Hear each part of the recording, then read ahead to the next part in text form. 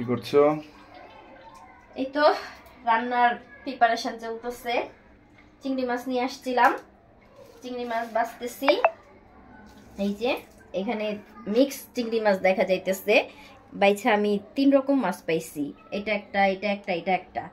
তো মাছ বাছতেছি, রাতে রান্না করব। আর এই যে শোল মাছ রান্না করব নতুন আলু দিয়ে। আপনাদের ভাইয়ার এই শোল মাছটা পছন্দ, আমারও পছন্দ, কিন্তু আমার 2 কন্যা আবার খায় না। তো তাদের জন্য চিংড়ি মাছ রান্না করব। আর আমাদের জন্য শীতকালে এটা একটা মজাদার তরকারি। আমার কন্যারা শোল মাছও খায় না, নতুন আলুও খায় না। আমার আবার নতুন আলুটা অনেক পছন্দ। এই শীতের সময় নতুন আলুর তরকারিটা টমেটো দিয়ে ধনিয়া পাতা দিয়ে রান্না করলে আমার কাছে সেই লাগে। কিন্তু এই টেস্টটা আমার কন্যারা বুঝে না, তাদের পুরান আলু পছন্দ। চিংড়ি মাছটা বাছা হইলে আমি রান্না করব। তো আপনাদের ভাইয়া এখন আমাকে আলু ছিলে দিবে। যদিও নতুন আলু ছিলতে খুব বেশি সময় লাগে না।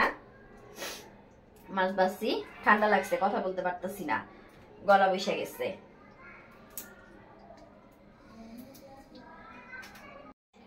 চিংড়ি মাছগুলো বাছা শেষ।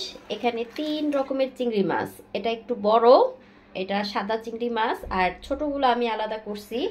ছোটগুলা ভেজে ভর্তা করলে আমার 2 কন্যা অনেক পছন্দ করে, সেই জন্য। আর এই যে শোল মাছটা বরফটা যখন নর্মাল হয়েছে, মাছটাকে আমি কেটে নিচ্ছি। আর আলু এখনো ছিলতে পারি নাই, আলুটা ছিলে এই নতুন আলু টমেটো দিয়ে আমি শোল মাছটা একটু ঝোল ঝোল করে রান্না করব। শোল মাছগুলো ছোট ছোট করে কেটে আমি একটু লবণ মাখায় রাখছি।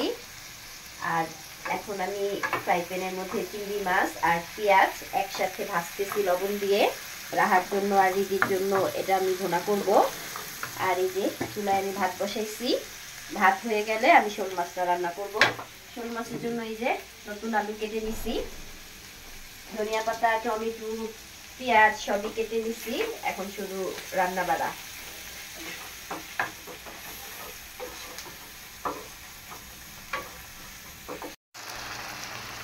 চিংড়ি মাছটা হয়ে গেছে, নামানোর আগে আমি কয়েকটা কাঁচামরিচ দিলাম। এটা যেহেতু রাহা রিদি খাবে, এই তরকারিটা ঝাল হইলেও সমস্যা নাই। আপনাদের ভাইয়ার জন্য রান্না করলে আমি তরকারিতে মশলাও কম দেই, আবার মরিচও দেই না। এই তো আমার ভাতেরও বলক চলে আসছে। চুলা খালি হলে আমি শোল মাছটা রান্না করব। আর রান্না করার আগে শোল মাছটা যেহেতু লবণ দিয়ে রাখছি, এটাকে ভালো মতো আবার ধুয়ে নিতে হবে। চিংড়ি মাছ হয়ে গেছে, একটা ডিশের মধ্যে চিংড়ি মাছ নামাই নিলাম। আর এখন মশলা কষাইতেছি। শোল মাছটা আগে কষাবো, পরে আলুটাকে কষাবো। শোল মাছটাকে আমি আবারও ধুয়ে নিছি, যেহেতু এটার মধ্যে বেশি করে লবণ দিছিলাম। তো এই মশলার মধ্যে আগে মাছটা কষাই নিই। এদিকে আমার ভাতও হয়ে গেছে, এখন ভাতটাকে মাছ ঝরাই নেই। তো আমি একটু ভিন্ন রকম করে ভাতের মাছ ঝরাই, কোনো স্টানে দেই না, এরকম ক্লিপ দিয়ে।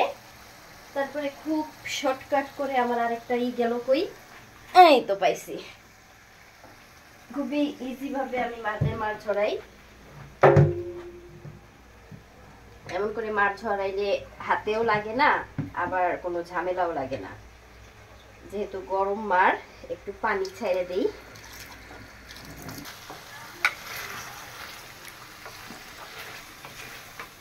মাছটাকে আগে কষায় আমি নামাই নিছি। আর মাছ কষানোর যে মশলা ছিল, ওই মশলার মধ্যে আমি আলুটা কষাইতেছি। আলুর সাথে টমেটো দিছি। বেশি করে টমেটো দিয়ে এরকম নতুন আলু দিয়ে শোল মাছটা রান্না করলে আমার খুব ভালো লাগে, বিশেষ করে এই আলুটা। কিন্তু আমার 2 কন্যা আলুখোর হয়েও তারা এই নতুন আলুটা পছন্দ করে না। আলু খাবে, এটাও খাবে, দেখো আলুটাই খাবে, মাছ খাবে না, ওরা তো আলু পছন্দ করে, মাছ পছন্দ করে না, কিন্তু নতুন আলুটা তারা পছন্দ করে না। তাদের পছন্দ পুরান আলু। কিন্তু আমার কাছে এই নতুন আলু বের হইলে তখন আর পুরান আলুটা ভালো লাগে না। আলুটা কষানো হলে আমি কষানো মাছটাও দিয়ে দিছিলাম। মোটামুটি আমার তরকারি রান্না করা শেষ। এই ঝোলটা থাকবে, নতুন আলুর সাথে ঝোলটা খেতে আমার ভালো লাগে। তো আর শুকাবো না, এই পর্যায়ে আমি ধনিয়া পাতা দিয়ে দিতেছি। যেহেতু রাহারিদির জন্য চিংড়ি মাছ রান্না করছি, তাই এটার মধ্যে আমি বেশি করেই ধনিয়া পাতা দিলাম।